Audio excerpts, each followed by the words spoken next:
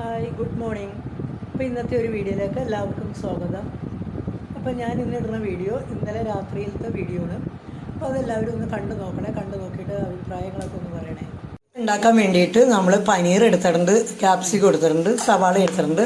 അപ്പോൾ ഞാൻ സ്നാക്ക് എന്ന് പറഞ്ഞാൽ സ്നാക്കല്ല, ഇത് ശരിക്കും ഒരു പനീർ ടിക്കയാണ് ഉണ്ടാക്കുന്നത്. നമ്മൾ പുറത്തൊക്കെ പിള്ളേരുമായിട്ടൊക്കെ പോകുമ്പോഴൊക്കെ കഴിക്കാറുണ്ട് ഇത്. അപ്പോൾ അതാണ് ഇതിൻ്റെ പേര്. ഞാൻ സ്നാക്കെന്ന് ഇങ്ങനെ പറഞ്ഞെന്ന് മാത്രമേ ഉള്ളൂ.